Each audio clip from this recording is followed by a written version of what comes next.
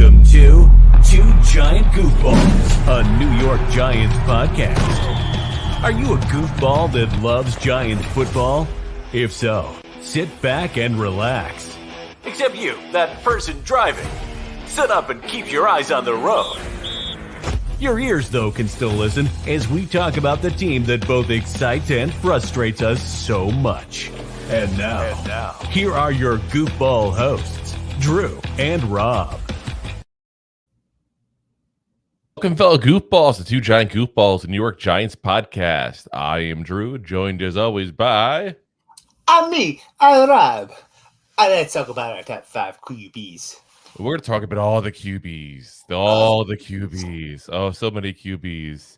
And so, guys, we're going to be going through some Giants history this offseason for y'all because, let's be honest, there's not a lot of stuff currently going on. And we're never going to be that podcast that likes to talk about, oh, well, this person tied his laces. Team drama. Yeah, so let's keep it real. So we're going to start a new series for you guys going over greatest players position by position. In, Drew. Did you hear this? Do you hear this? Daniel Jones tied his shoes today. Oh, my God. Breaking news. I thought they had Velcro. He did. Bunny over bunny ear loops. So let's go over the top quarterbacks here. So we're going to give you guys the top 5 quarterbacks of all time to ever play for the New York Giants because let's be honest here. This is a position people tend to play for quite a while with the franchise if they're good. We are going to give you guys, though, first, before we do that, some of the other runner-ups, if you will. Yeah, the honorable mention. There we go. The people who, maybe weren't be talked about, but doesn't make the rank. That doesn't make the rank. Or even sometimes just legacy Hall of Fame style quarterbacks who have a long career with us per se, but still put on a Giants uniform at some point, which brings us to our very first quarterback. Ooh, nice segue. Yes. Oh, yes. The bagging boy from aisle 3, Kurt Warner, who obviously is a Hall of Famer, played with us in 2004, had 9 starts as a New York Giant. So obviously he's nowhere near the list of greatest quarterbacks to ever play necessarily for the Giants. But because of the fact that he was a Hall of Famer who did have at least a part of his career, even if it was a smidge, a small part. It's going to be talked about. We got to talk about it. He'll be forever known as a Ram. People will talk a little bit probably about his Cardinal days because he did get to a Super Bowl as well. But his best years with the Rams. But he did start for us. And he did also help mentor Eli Manning in his rookie campaign. So, as much as Eli grew up around NFL players, because obviously his dad played in the NFL for many, many years. Obviously, Peyton also played in the NFL for years before he started. Keep in mind, Peyton, I believe, is 6 years older than Eli. I think he was drafted in 98. So, yeah. So he had already connections, but having a Hall of Fame quarterback in the room with you, your rookie year, when you're learning, that is so invaluable. So invaluable. And I'll always remember myself flipping out in 2004. We took the reins from Kurt Warner and gave them to Eli. Because if you remember that year, we were doing well enough to be in the playoff hunt. The second Eli got in, that was over. That was over. And I do still think that the Giants did that on purpose to prevent a QB controversy, which obviously was the right move long-term and worked out in our favor. I don't think anybody's complaining about that move whatsoever now. But at the time, Giant fans were all like, oh, what the hell? We're giving up on the season we could get in the postseason here. But it was all about 2004 was all about getting Eli Manning going, who, of course, may come up in conversation later on. Who knows? Maybe. So Kurt Warner overall, like I said, played for us there in 2004, played overall from 98 to 2009, was a 4-time Pro Bowler, 2-time first team All-Pro, 1-time Super Bowl winner, 3-time Super Bowl starter. So keep in mind, he got in twice with the Rams, once with the Cardinals. That's a pretty impressive career he had, considering how late he started after finishing his career at the Piggly Wiggly Whatever grocery store he was a cashier or bag boy at. I forget what the story was. All right. Fantastic. Next up, we have a guy that we have to mention again because of his career elsewhere. He was a star-crossed quarterback for the New York Football Giants. Craig Morton. So now, for those of you who are younger than even us here at that point, keep in mind I'm 40. I'm not going to give Rob's age out, but it's a few years younger than that. We weren't even around for Craig Morton's. So I wasn't even in a wet dream at that time. So it's interesting to look up the history of some of these players here. So the Giants had a time period. Obviously, they went from like the from the mid '60s, right around like 64 around there, to maybe like 63. The early '80s, where all of a sudden they were just basically for 20 years they were basically crap. Let's call it what it is. They're basically crap. And one of the things they did was they kept trying to cycle through quarterbacks and get new quarterbacks in that had a history in the NFL. This is one of those guys. So Craig Morton was the backup quarterback for the Dallas Cowboys. He almost won the job from Roger Staubach when they were both competing for the job. So that's, considering Roger had 3 Super Bowl wins, had 2 Super Bowl wins, and had basically a Hall of Fame career there. I mean, yeah, that's pretty good if you were keeping up with him. The Giants traded away a first-round pick and a second-round pick to the Dallas Cowboys to get him. An interdivision trade. And his entire career with the Giants basically was 33 starts because he could never get everything going, could never get fully healthy because he had the same type of line that Eli Manning had in his final years. He had no line, he had no help whatsoever, had no blocking, couldn't stay upright, up the whole and time. Could never get it going. So he started with us. He was with the Giants from 74 to 76, just 3 seasons. Played overall from 65 to 82. So pretty long career. 1-time Super Bowl winner, 2-time Super Bowl player. After we get rid of him, we trade him to the Denver Broncos, which is where, if this name sounds familiar to you, it's probably where you know him from. We get rid of him in the offseason after 76. 77, he becomes the UPI AFC MVP and the PFWA Comeback Player of the Year and leads the Denver Broncos to the Super Bowl. They, of course, lose to the Dallas Cowboys that he used to play for. That was one of the rings that the Cowboys got. But yeah, he goes from a crud player with us to all of a sudden an MVP caliber quarterback in the matter of one off season, because that's just how bad the team was around him with the Giants. We were crap back then. Let's call it what it is. Yeah. So listen, there's no I in team. But there is an M and an E, but you have to play as a unit. Oh yeah. When it's in this league. Oh yeah. So we also have next up on the list, Jeff Hostetler, the Haas. The Haas. Oh yes, the Haas. Not to be confused with the Hoff. So Jeff Hostetler obviously didn't exactly have the most stellar career overall with the Giants, but he makes this list because of the fact that he was the starting quarterback for the New York Giants in a Super Bowl winning performance. You have to give it up to the guy for that alone. Taking over for Sims when he gets injured, finishing the job in 1990, going to the Super Bowl in 91, and beating the Bills. So he played overall for the Giants 85 to 92, had 25 career starts, was a 2-time Super Bowl champ because he was obviously still on the roster as the backup in 86 as well.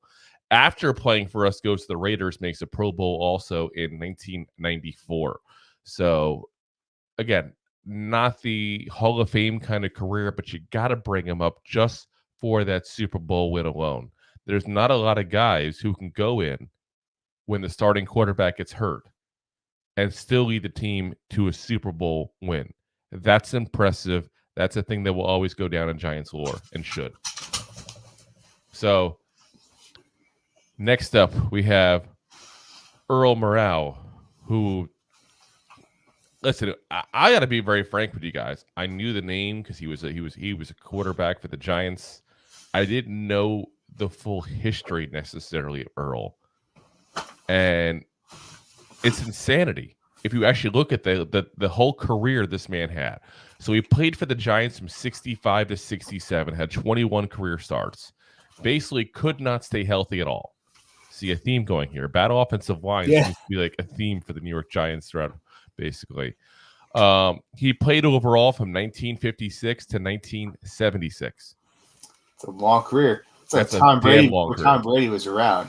Yeah, that's 21 years. 21 years in the NFL.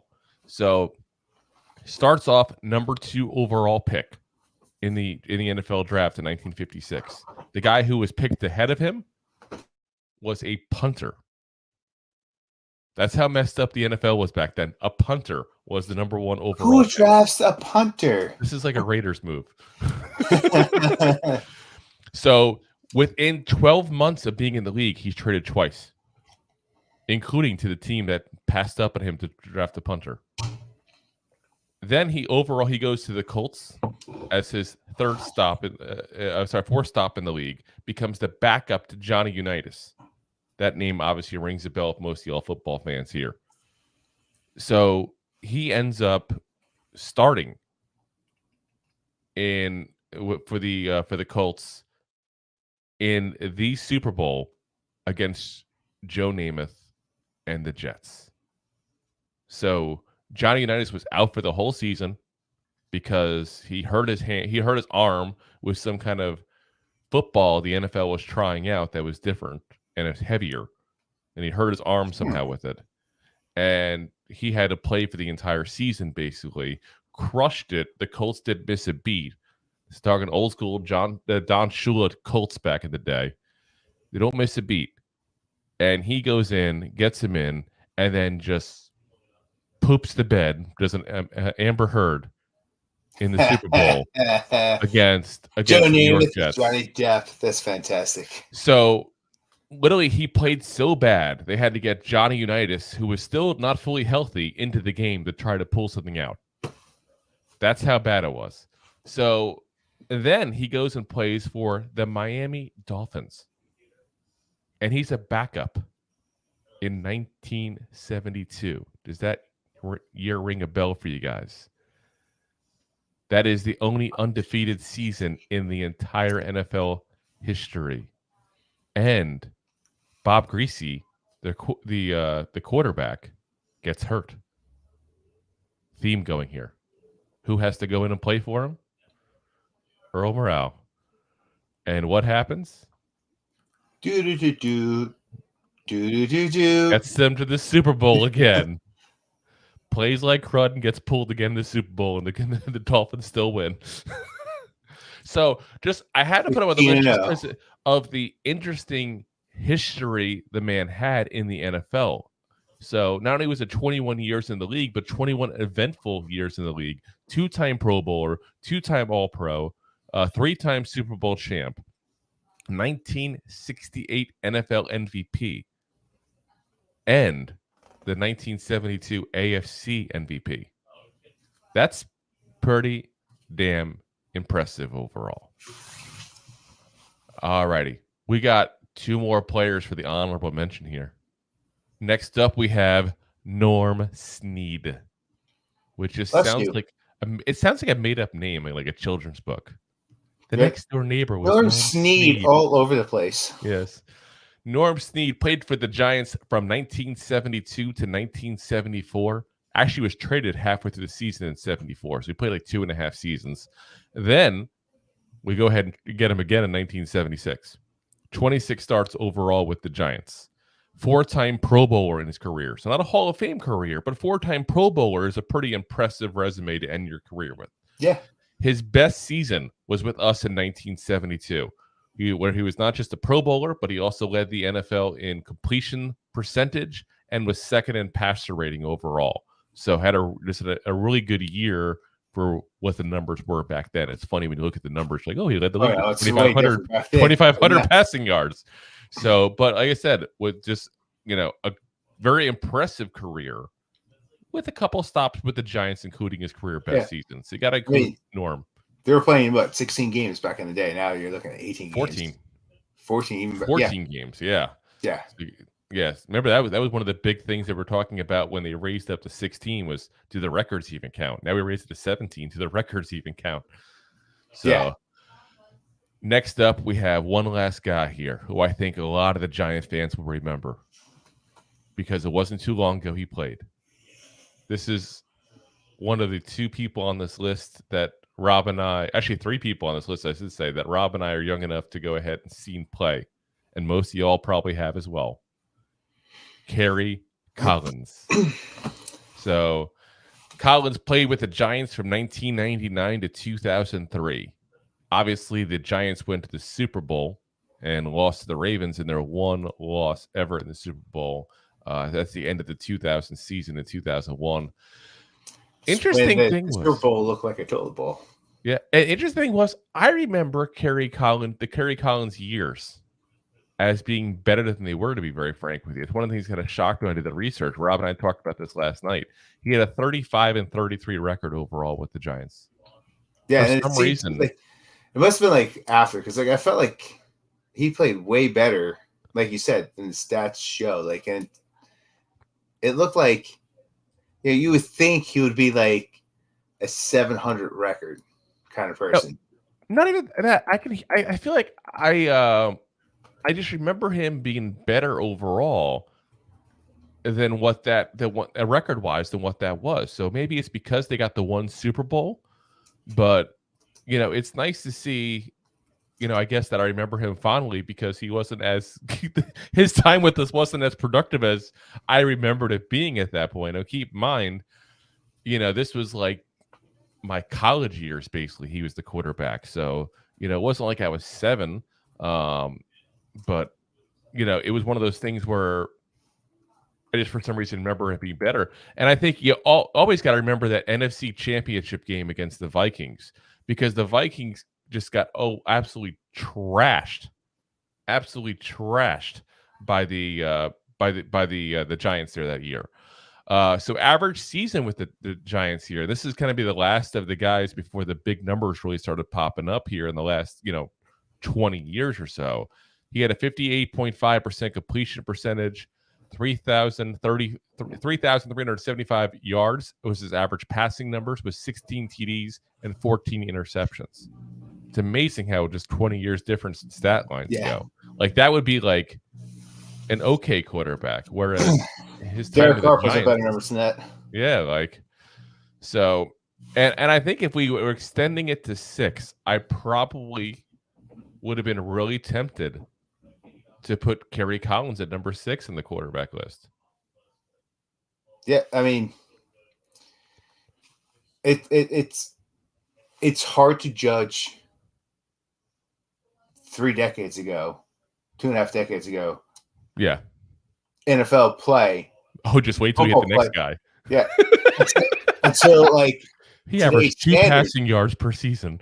Yeah, with today's standards, like it's absurd because like the game has changed that much. So you really have to like we did a deep dive on this. We really had to go back to the time of play, and how the game was actually played to actually stack these guys properly. A lot of what we did was we looked at not just their numbers, but how do their numbers stack up against the other people of that generation. And that's how when I don't care what football, what sport we're talking about, football, baseball, basketball, whatever. That's how I like to judge. Like in basketball, obviously the big thing I know of the last 5-10 years has been, LeBron versus Jordan. And it's the same as I look at it that way. Like I don't care what the numbers and the stats are. Jordan was the best of his era by far. There was no second. LeBron has always had a Curry, a Durant, or somebody like that that's been even with him. A Kobe, someone who's been at his level. The other person at his level has changed over the years. Whereas Jordan was that guy. It was crazy good analogy. Not that I'm a big NBA player. Like some people like talk to like. Well, obviously you're not an NBA player. I'm not a player, but like I'm not even a big like watcher of it. But like I was around for the Bulls in that time. Yeah, like, and someone brought up like Scottie Pippen. Ooh, you're Scottie Pippen saying now? He's saying trash. He said MJ wasn't even a good player. I didn't even hear that part, but like, he gets talked about like, he wasn't that good of a player. Like, dude had won how many rings? Like, he was a backup to MJ. Yeah, of course. Like, I mean, he was the ultimate Robin. Yeah, he was the who could have been a Batman? He was the Nightwing. He was the Batman when Jordan had to go play baseball for a little bit because the rumor was he got caught gambling. I'll say that because that was the rumor. I don't know. I was a kid at that point, so yeah. I mean, I don't follow NBA that much nowadays. But and we're breaking to top 5. Yeah, I have to go see a man about a dog. Okay, go see a man about a dog while we look at the comment, because we do have the first comment here from Deb Ellis saying, "I can't wait until you get to Dave Brown." Listen, I think it's safe to say Dave Brown is going to be nowhere near this list. Danny Cannell, Kent Graham, a lot of the guys who started for the New York Football Giants in that time period here. So let's get into our top 5 now. For number 5, we really got to enter Mr. Peabody's Wayback Machine here, which is just aging myself here because anybody under the age of like 40 is probably not going to know what I'm talking about. You know who that is, Rob, right? I do know who it is. Okay, making sure. Only because I used to watch old cartoons as a kid. I love old cartoons. So, still do. Number 5, Charlie Connerly. And for those of you who don't know who that is off the top of your heads, because the guy played from 1948 to 1961. We're talking, this was like before your dad's time, most likely. This man is my put it on your age. He's the age to be my grandfather. Like he would have been my grandfather's age. Mm-hmm. So yeah, that's what the age we're talking about here. And actually, one of my grandfathers would have been younger than him. So think about that. Yeah, I mean, so when I was your age, I was saying the football down the field. The good old pigskin. Here's the thing: when I was looking up about Charlie, that I thought was really, really interesting. Guess where he played college? Ole Miss. Was it Duke? Ole Miss.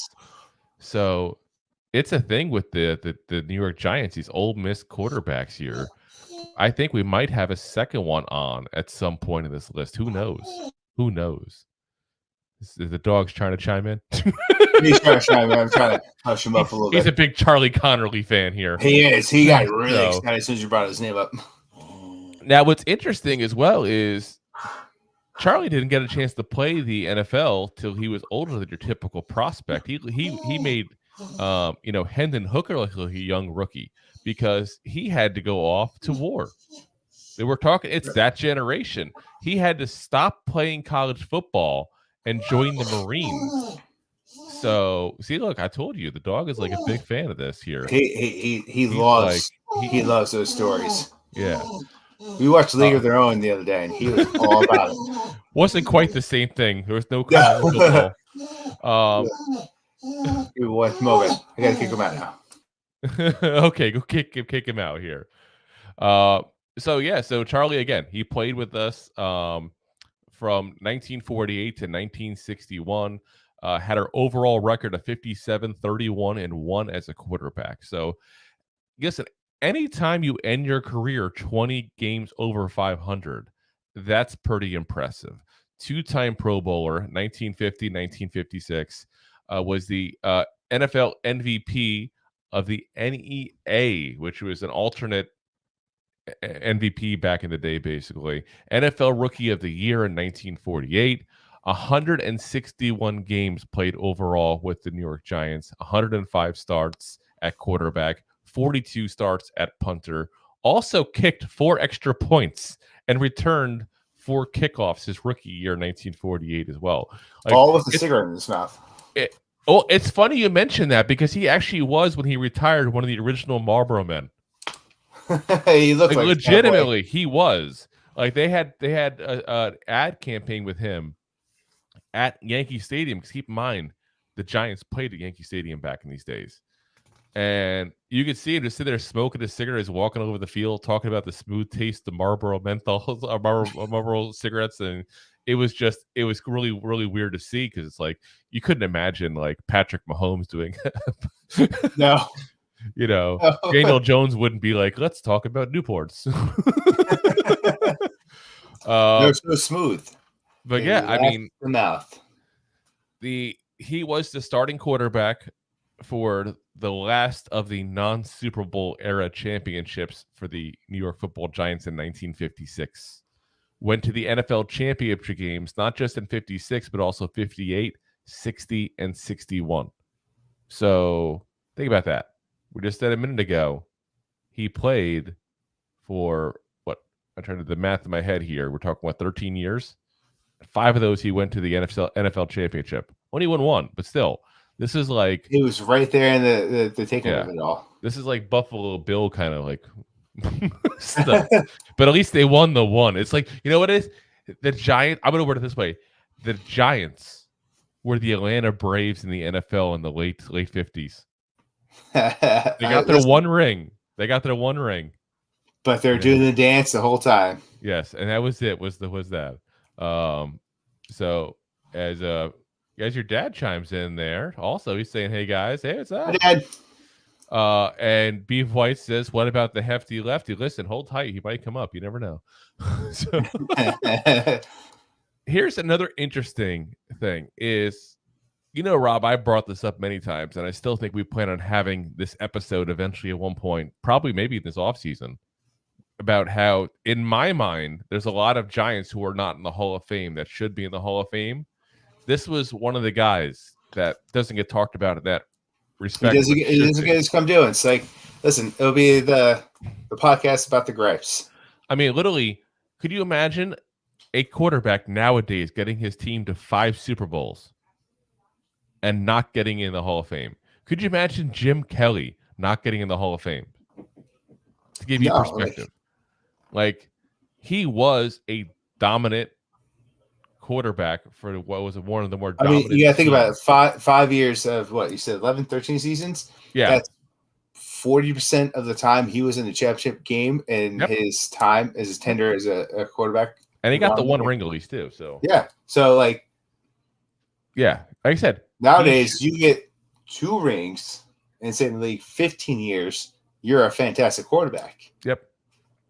And this was one of those guys that the Mara family loved too as well. Up until when this man died, they'd bring him back nonstop to the game and stuff like that. They had a lot of respect for the fact that he was the one who, that era basically is what elevated at the start of the elevation in their eyes to the Giants doing very well for a good amount of time. Came from a small town in Mississippi, and when he retired, actually, he went and started a shoe store of all things. And people would come in and he would just sit there and chit chat with them about football for hours on end. They said, like, he was that guy. So, kudos to him for having that kind of mentality of just sitting there and chit chatting with whoever asked him to talk about football. You wouldn't see somebody do that. Can you imagine nowadays you walk into, like, I'm trying to think somebody who'd be equivalent to him back. Let's go with Jim Kelly. Let's go with Jim Kelly. No, but let's go with Jim Kelly. We were talking about the comparison before, and the comparison somewhat works. Can you imagine somebody go to Jim Kelly and he's just like running a shoe store in this little town in, like, Wisconsin or something? I don't know. And someone just sits there and he just sits and chit chats about football for an hour.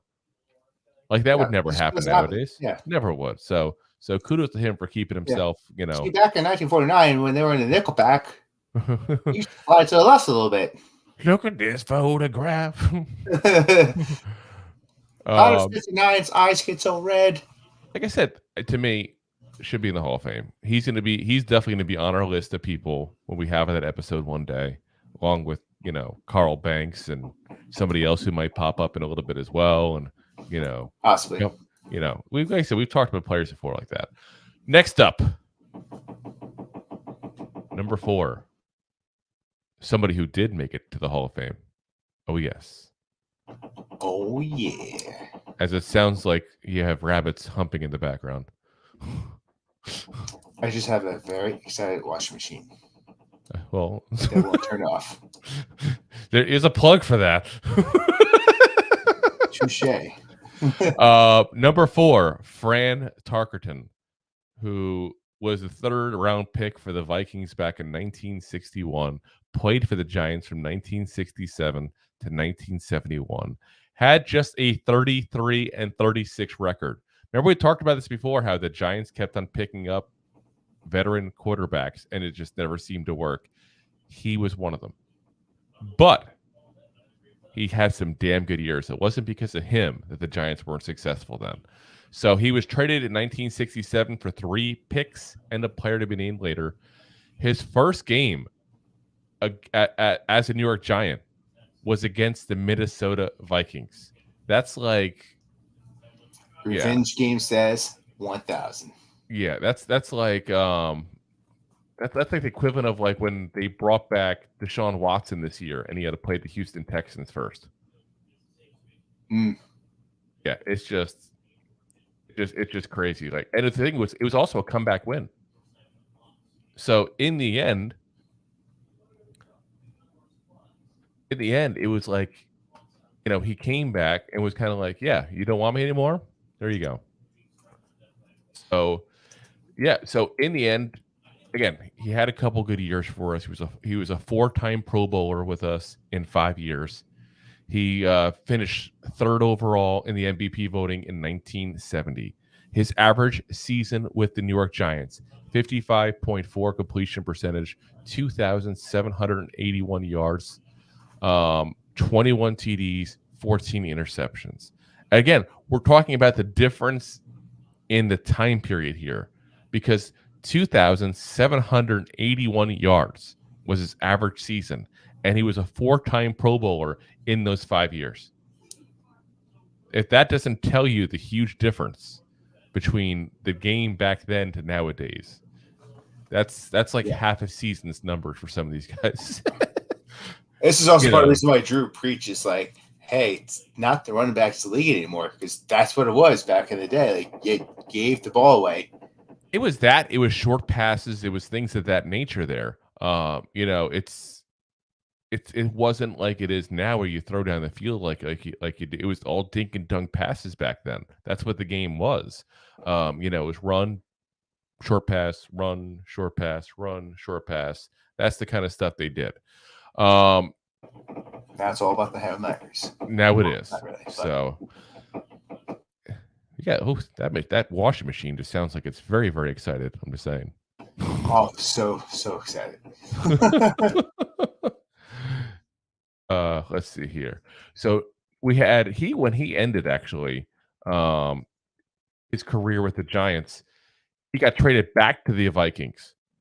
So for those that don't know, that's what it was. We were kind of like a pit stop in the middle for Fran Tarkenton on his career. And when we traded him back to the Vikings for Norm Snead, we talked about earlier, quarterback, wide receiver Bob Grimm, running back Vince Clements, and a first and a second. So we gave up a ton. I got a ton back, I should say. The Vikings gave up a ton to get him.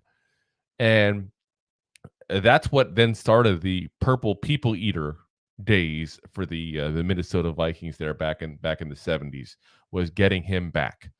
But again, 5 years with us only, but 4 Pro Bowl seasons in those 5 years, getting close to an MVP one of those years as well. That's enough to get you in the top 5 quarterbacks to ever put on the New York Giants uniform there. Next up, we have Y.A. Tittle. Yale Burton Abraham Tittle Jr. Hall of Famer again. 6th overall pick in 1948. I got 1961, so I got the wrong year on there. 1961 by the Baltimore Colts. He went and played for years for the San Francisco 49ers.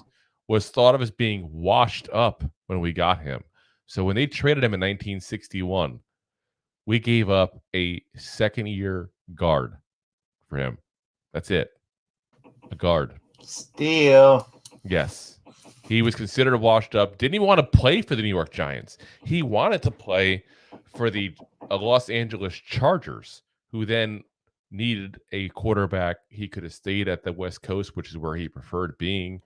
And instead, he goes to the New York Giants, was originally brought on to be just a second option at quarterback, along with Charlie Connerly we talked about earlier, because Charlie was now 40 years old at the time, and Y.A. Tittle was 34. He was younger at that point by a good 6 years, even though obviously 34 is not a young NFL player.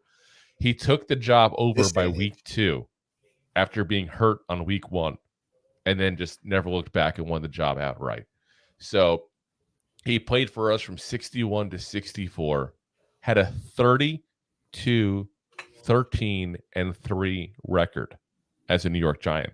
Let that sink in for just a moment there, because that's goddamn impressive of a record. You're talking 4 years, 32, 13, and 3. And I'm not just saying it's impressive to get 3 ties in 4 years, because that's pretty impressive too. Yeah, I was about to say. But that's a hell of a winning percentage, guys. That's one hell of a winning percentage. In his seasons as a New York Giant, he was the East champs of the NFL in 61, 62, and 63. He lost in the NFL championship game to the Packers twice and then to the Bears. And they was, keep on, 14 teams back then. So it's basically like the same size as the NFC now is what the NFL was back then. But he got to 3 NFL championship games in a row and lost them all. Brutal. Yeah. So in his time, though, with the Giants, he was 2-time passing TD king. 1 time he led the league in the completion percentage, 1 time in passer ratings. He set NFL records in 1962 with 7 TDs in 1 game against Washington. He also set an NFL record in 1963 with 37 touchdowns. That's a good season by nowadays standards. He did that 60 years ago, folks. 60 Crazy. years ago. We were just talking about how like 20 touchdowns is like a really good number back in those days. He did 37. And then who was the next person to do 7 touchdowns in the game? Was it Peyton Manning? There's like there's like 4 guys I think that did it overall. Like that is the NFL record still to this day. And I think there's like 4 guys who've done it. So his average season with the New York Giants, 55.9 completion percentage, 2,610 yards, 24 touchdowns, 17 interceptions. Like you're getting close to modern numbers here in a guy that played 60 years ago. When he retired, which he did retire, his last game was with the New York Giants. He was the NFL leader for his career in passing yards, touchdowns, attempts, completions, TDs in a season, TDs in a game, and games played. This man was our Tom Brady. A little impressive. He was our Tom Brady. Where we got of that day. We got the GOAT of the NFL at the time, at the tail end of his career. Yeah. So really, it's like that's what it was for us. And we got who was at the time the best guy to ever put an NFL uniform on. And you could even argue still that he is in that conversation as one of the best guys to ever put an NFL uniform on. In fact, he probably deserves to be more in the discussion as one of the best quarterbacks of all time because of what he did against the competition he had. If he had played his whole career with us, honestly, we'd probably be having him number 1. Probably, yeah. Dude was a stud. It was a lot of years he had in San Francisco, and that's what kills it because he only played for us for 4 seasons. Now, one thing he's also known for is there's an iconic photograph. And for the people who aren't aware that it's him, you'll see a Giant player who is bloody on his knees in the dirt in a game. It's an iconic photo. If you don't know what this photo is, just look up bloody Y.A. Tittle. It'll come right up immediately.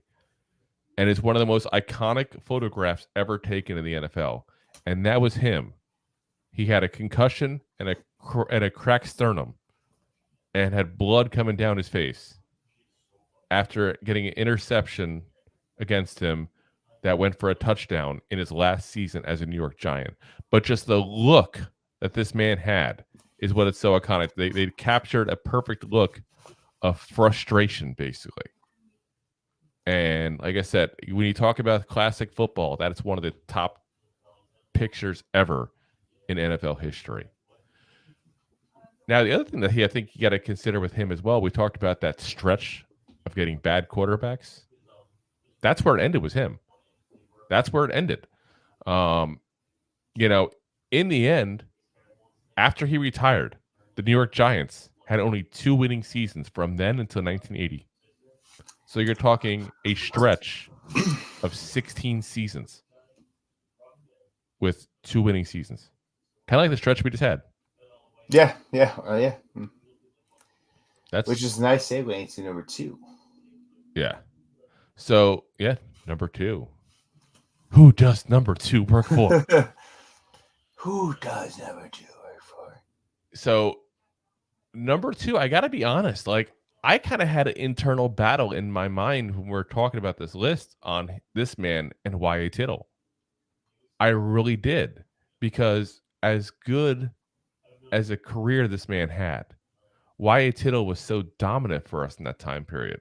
Whereas this guy's not thought about as dominant necessarily.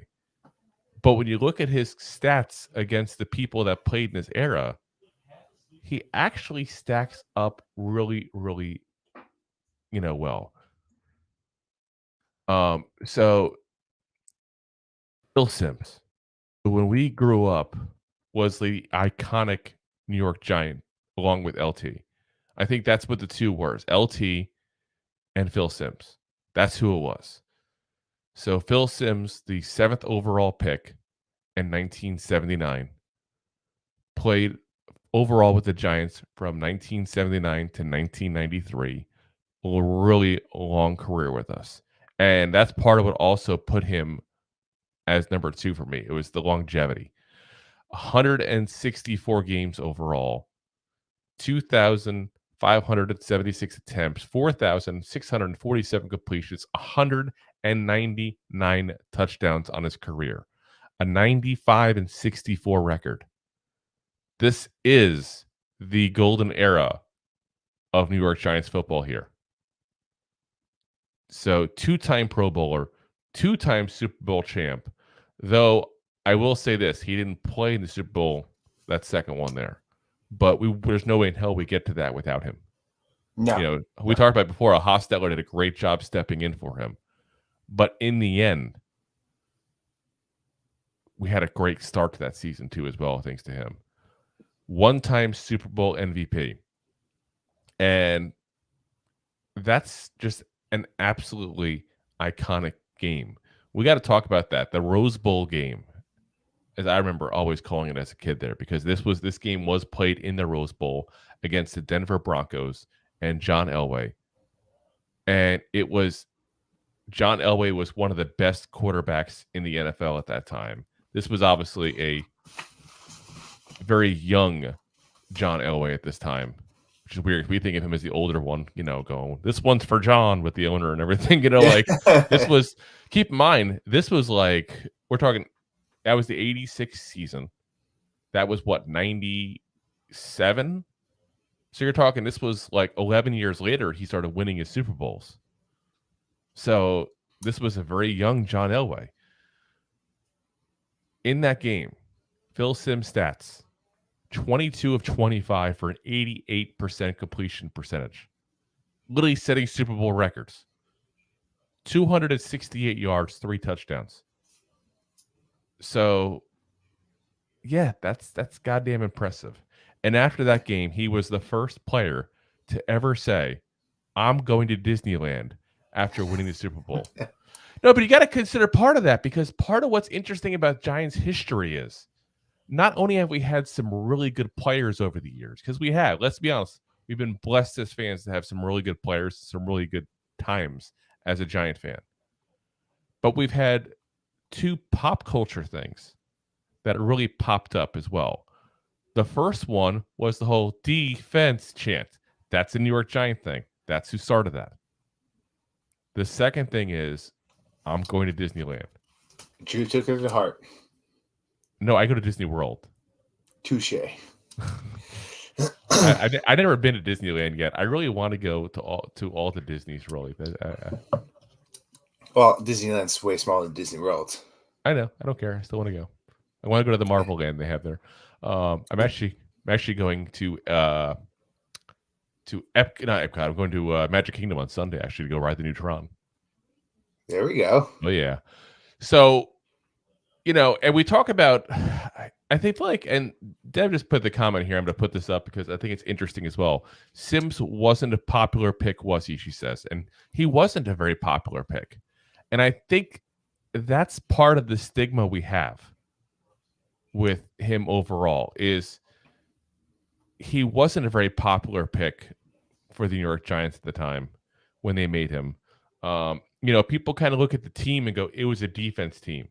It was a running team with, Rodney Hampton, Joe Morris, Otis Anderson, all these great running backs we had back in those days. And some people kind of thought of Phil Simms as being along for the ride. Well, I have to highly disagree with that. And I got to say, I don't think I appreciated that really until we dove into these stats and everything. And that's one thing I love about doing the show here, because we get a chance to dive into topics that otherwise I probably would never go this far into the weeds with, to be very frank. Yeah, it's called what it is. We're going to talk about someone else that was probably not a popular pick. Yes. I think, he's a popular pick, I think, but when he first came around, there were some discussions out there. Always is discussion, but so in the 1980s, which obviously we're talking Phil Simms heydays here, he had the 5th most passing yards in the league, the 6th most passing TDs in the league in the 1980s. So was he your top 3 MVP caliber quarterback? No. And I wouldn't even try to say otherwise. But he's definitely in that next tier right below. And he probably, just for the time period in the Super Bowls alone, should have been considered a little more for the Hall of Fame than I think he was. Yeah. He's another guy that probably should be in the Hall of Fame because of what he, again, 5 quarterbacks. Let's name 5 quarterbacks right. Who's the top 5 quarterbacks right now? Let's do this. Let's do from last season because I don't want to do projections. So the top 5 quarterbacks last year. I think it's safe to say. Hurts. Well, hold on. Let's say Mahomes. I think would definitely be there. You got Hurts. You're saying. You got Joe Burrow. Yep, Burrow's up there for the run. I mean, we still have Herbert is in the conversation, but he's probably out of it. But I'm saying we still have Tom Brady in the league as well. We still have. Freezer. I think who be number 5 there? Who be number 5? Freezer. No, probably Daniel Jones is not number 5. Probably you gotta go with Justin Herbert. Towards the end of the season, maybe you go with what's his face from the Bears, but you're probably gonna go around. I mean, who would be number 5? I'm just saying, you would probably have to go. He was number 10, number 15, like an average quarterback. That's still a damn good quarterback who won 2 Super Bowls. It's like to say he wasn't Joe Montana or Dan Marino. To use a little more modern terms, he wasn't Tom Brady or Drew Brees. But there's a stigma where you say Joe Montana, how many rings does he have? Oh, not Joe Montana, sorry. What are you talking about? Marino. Dan Marino. How many rings does he have? Philip Rivers. Yeah, but Marino basically broke every single one of Y.A. Tittle's records. Yeah. Well, so that's what I'm getting. But you can't. But what I'm just getting at is you put the two together to have a 2-time, two Super Bowl ring player who literally broke basically every single record for the Super Bowl in 86 and just killed it, and then is still a top 5 quarterback from that decade. Yeah, that's still I think goddamn impressive. So I don't know. I just feel like the conversation wasn't heard enough, And I think if you throw in his contributions post-football career, as far as post-playing career, I should say, and what he's done as far as being an analyst overall as well, the man should be in the Hall of Fame. I'm sorry. He should be. Yeah. And I don't know if you want to include him as just being a player or an overall contributor to the game or whatever the case may be, but he should be in the Hall of Fame, point blank.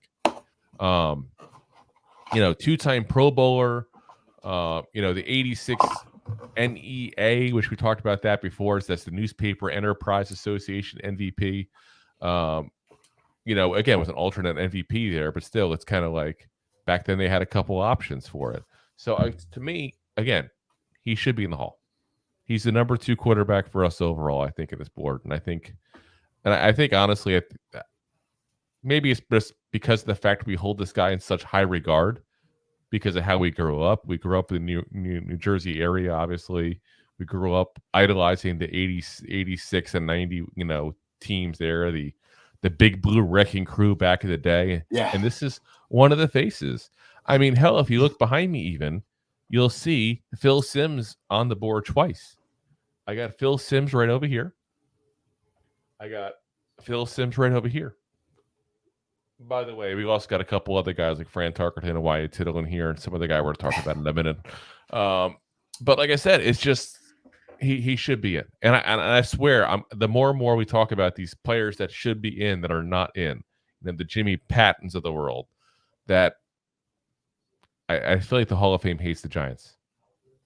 I do. I feel like somebody, I don't know, Wellington Mara kicked the guy who started the Hall of Fame of the balls at one point. He just refused to apologize. But I feel like there's something definitely there. So again, Phil Simms, Hall of Fame Giant, should be in the NFL Hall of Fame. He's definitely in the Ring of Honor. He's definitely somebody I think that'll be remembered very fondly by Giants fans for years and years to come. Well, yeah, I mean, like you said, it's got 2 of our rings. 2 rings. Next up, number 1. No surprise here. Dave Brown. No kidding. And it's funny how Dev said first to Dave Brown, because that's like the crappy quarterback of my childhood, basically my middle school years when I first started getting big into the New York Giants before we let him go for Danny Cannell. But here she goes. Yes, everybody loves good old Dave Brown talk. But yeah, no, obviously I think there's no doubt who number 1 was going to be overall. It's definitely Eli Manning. And we got Tommy G chime in as well. What's up, fellas? What's up, Tommy? You're just in time, Tommy. We're going to start talking Eli Manning. Number 1. So, hey, Tommy, if you want to pop on too. Number 10, actually, whatever. Then number 1 overall. Yeah. But yeah, Tommy, if you want to even pop on too, feel free. I can send you the link too. So, but again, the number 1 quarterback for us absolutely has to be Eli Manning, who, beyond being just the greatest quarterback ever to play for the New York Football Giants, is a guy that to me has to be the next Hall of Famer for the New York Giants. And if he doesn't get in, oh my God, you think I'm mad about Phil Simms not getting in? Like, I was going to say, if this man doesn't come, into the Hall of Fame in a couple of years, I think he's eligible in 2 years, I want to say. If he doesn't pop on to the Hall of Fame, I am going to flip out like you would not believe, because, yeah, that is just an absolute travesty. That it's still a discussion. Yeah, it shouldn't be discussion. It's still a discussion. Oh, he said he's in bed, relaxing, but let's do something soon. Yeah, anytime, Tommy, man. You got an open invite whenever you want to come on, man. But yeah, like I said, I think that we look at some of the stuff on him that's not the best necessarily. The 500 record he has overall, 117 wins, 117 losses. He not only led in a lot of very good stats, but obviously he's the leader in a lot of very bad stats for the Giants as well. He's kind of that's also par for the course. Yeah, and that's part of what it is. But listen, the guy still holds some really impressive numbers overall. So obviously, first overall pick in 2004, played with us for 2004 to 2019. Giants leader in games played, attempts, completions, yards, touchdowns. Also has the longest pass in Giants history, as well as also NFL history at 99 yards. 4-time Pro Bowler, 2-time Super Bowl champ, and a 2-time Super Bowl MVP. Yeah. That's pretty dang impressive. So we got Joseph Clark on. What's up, man? He says, hey, bud. Fans and columnists from other areas don't respect or appreciate Eli as much as we do. It's insane. And it really is. It really is, because we talk about the downfalls of Eli and the stuff that, Well, I mean, he also played with some, like, at the time, like, when he was active, right? You got Drew Brees, you got Philip Rivers, you got Tom Brady, like, you got Brett Favre, you got Aaron Rodgers. All these guys are coming up. They're putting up great stats. You know what? You just listed all of those players, and they beat him by 1 Super Bowl. That's what I was about to. Sorry, did I beat you to the punch? You did. Well, Tom Brady, it's got a little bit more, but like, Big Ben. Like Big Ben was in the league. Like, these guys were all like monsters, and like that was the dynasty of QBs and NFL almost. Yep. But and he was right there, and he was constantly Rodgers, top 5. Favre, Breeze. Kurt Warner was in the league a little bit. But I'm saying all these guys had 1 ring. That's it. Yeah. Philip Rivers, you mentioned him. He's got no rings None. at all. And he played. You can easily argue that Philip Rivers had better teams around him than Eli did. 100% he did. Eli had a really good pass rush around him. And during the Super Bowl year specifically, he had a solid, really good offensive line. But you can't sit there and say this team was stacked. Yeah. I mean, his first Super Bowl, he had to have 3 running backs. Besides Antonio Pierce, the linebacking core wasn't really spectacular. The corners depended on the pass rush, preventing them from having to cover too long. The wide receivers were really good, but we've talked about this before on the show. There's not a single wide receiver that was successful after leaving Eli. Not a single one. Not a single one. You talk about the running back wise. It was a running back by committee. It wasn't like there was a stud running back with him either at that point. Again, no disrespect to guys like Bradshaw and Jacobs at that point, who we may talk about on the next episode. Greatest running backs. Listen, these guys played well behind him, but like they didn't elevate his game that much.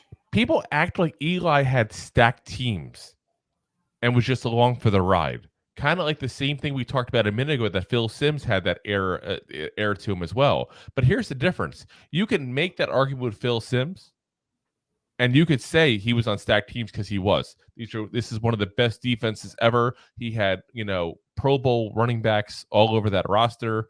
He literally played with 3 guys that we'll be talking about tomorrow.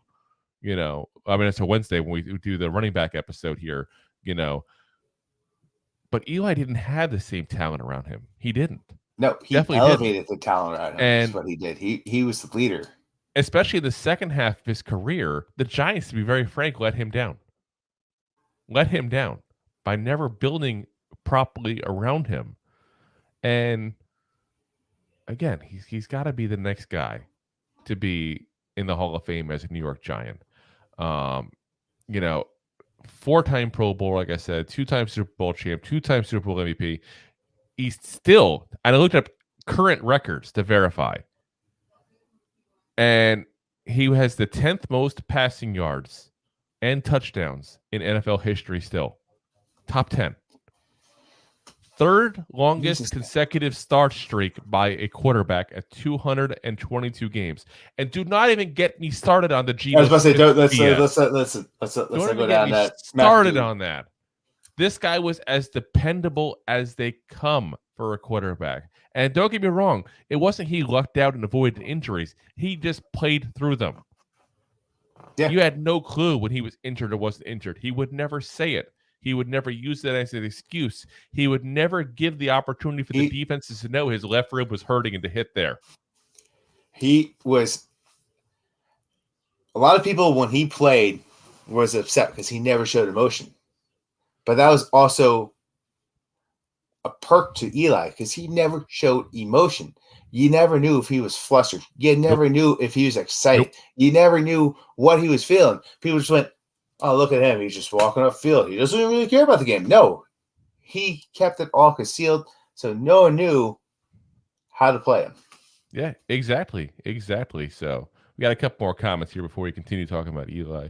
My dad pops in. What's up, Dad? Says, getting a late start and listening tonight. Did you guys talk about Tarkenton? We talked about him.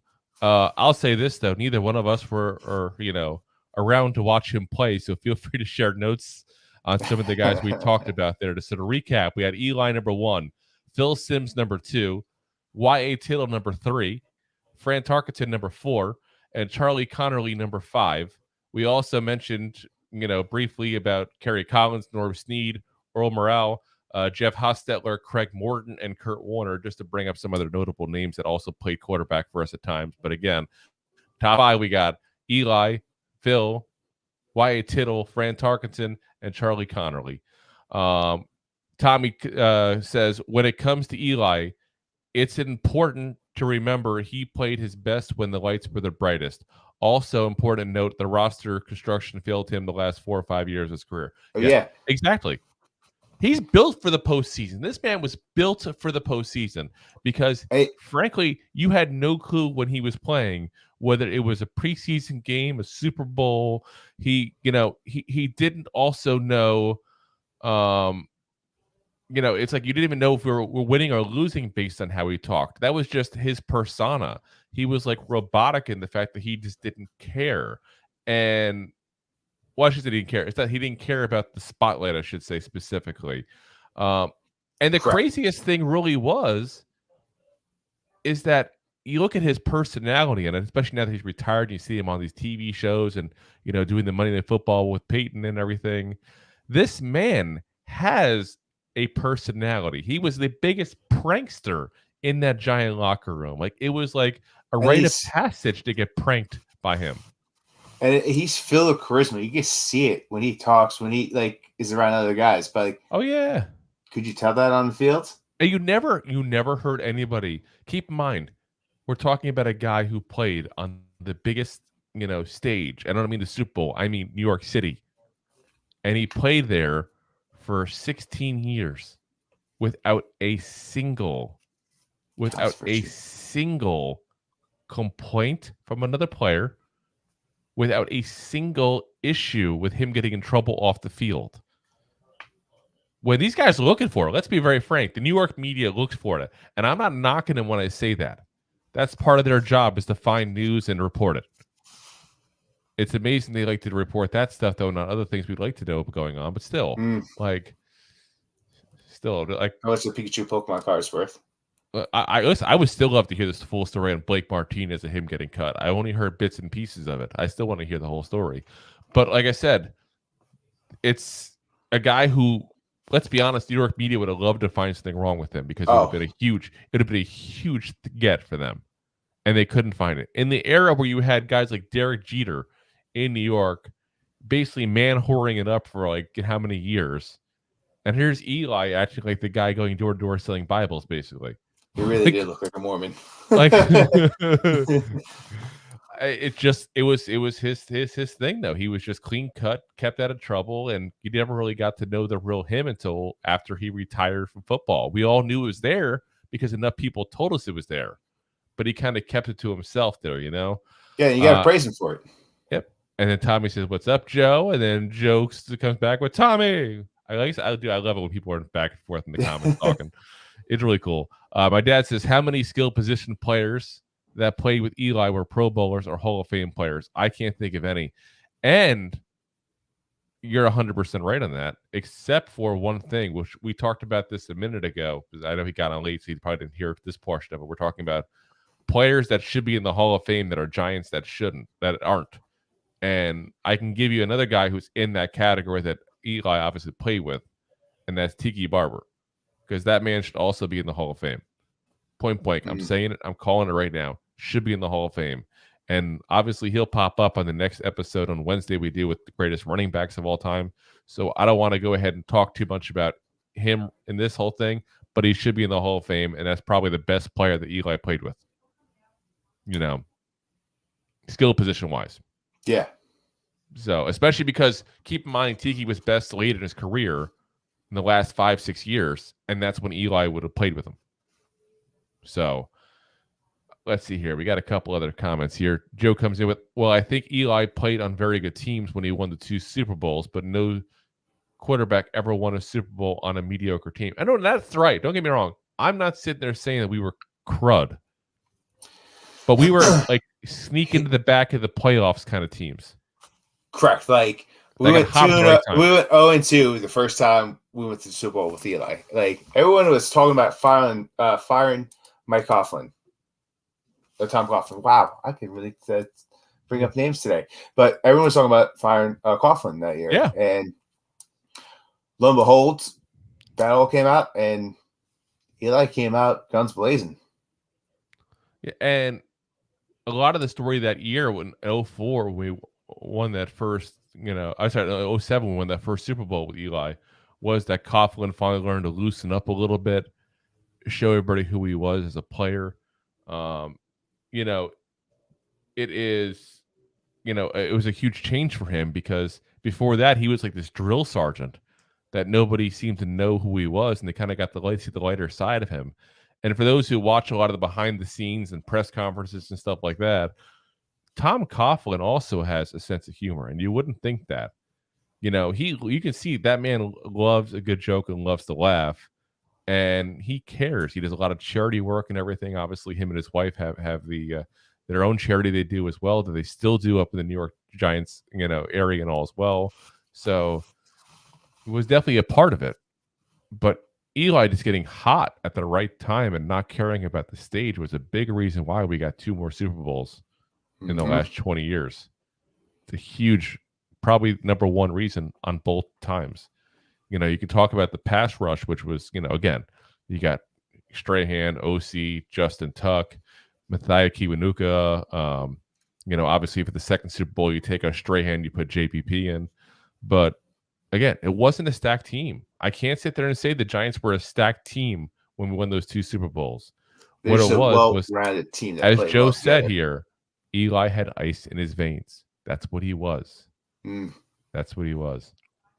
As my dad also says, I think this was talking about the Fran Tarkenton and all that probably, the Giants were never set up to showcase a QB, which is what we talked about. Bad offensive line. They had all those days, and they kept on just trying to put veteran quarterbacks in to glue it back together and get back to the winning ways, and just never worked.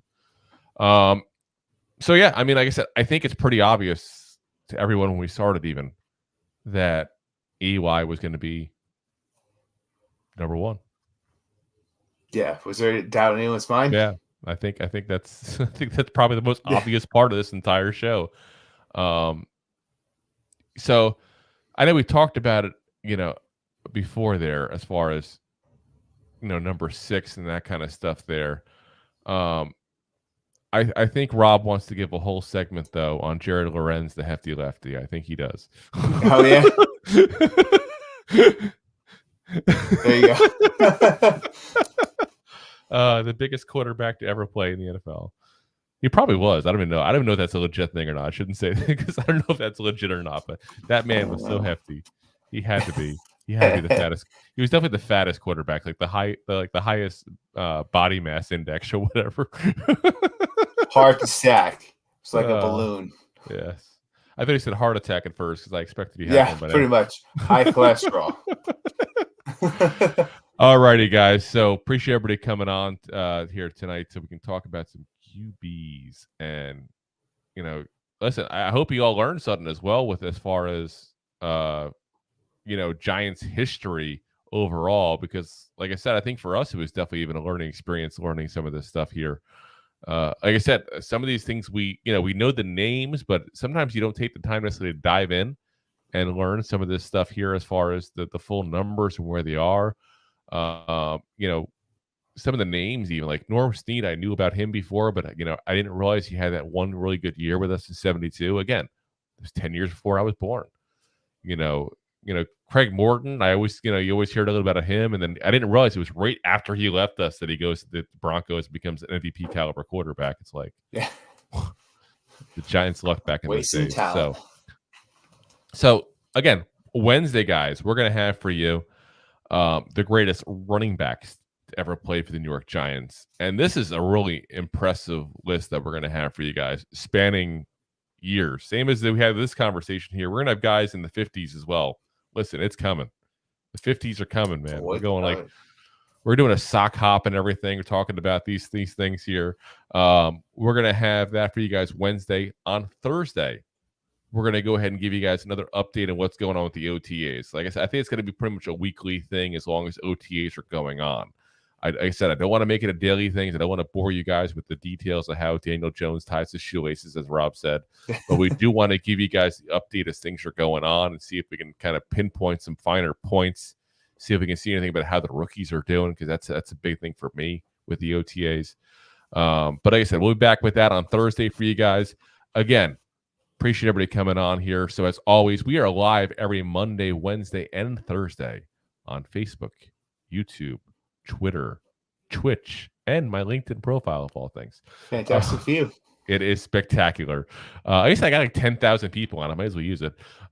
We also have, of course, we're on every single podcast platform known to man as well. That usually is up about an hour after the video is done with the live feed there. So that'll be up on, like I said, Apple Podcasts, Spotify, Amazon, iHeartRadio, Deezer, all these different, platforms there. Check us out.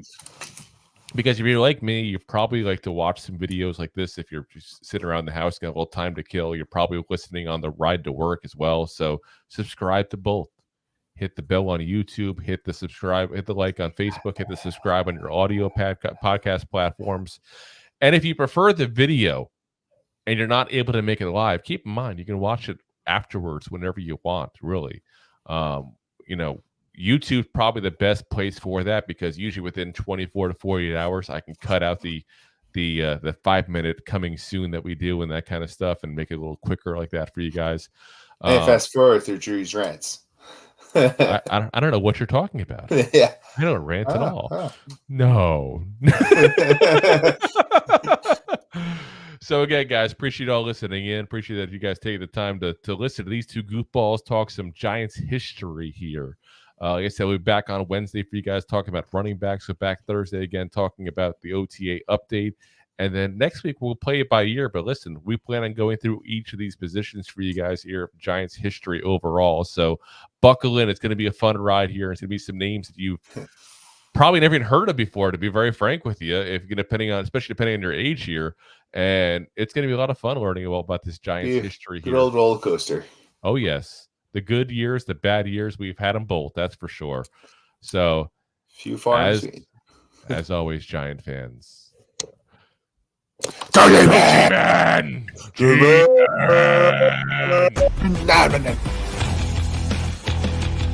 Thanks for listening to Two Giant Goofballs, a New York Giants podcast. We appreciate your support. If you made it this long, you must have enjoyed it. So I am sure you have followed us on all the social media platforms. Of course, you have subscribed to the show on your favorite app as well and given us a top rating. Right? Right? Right?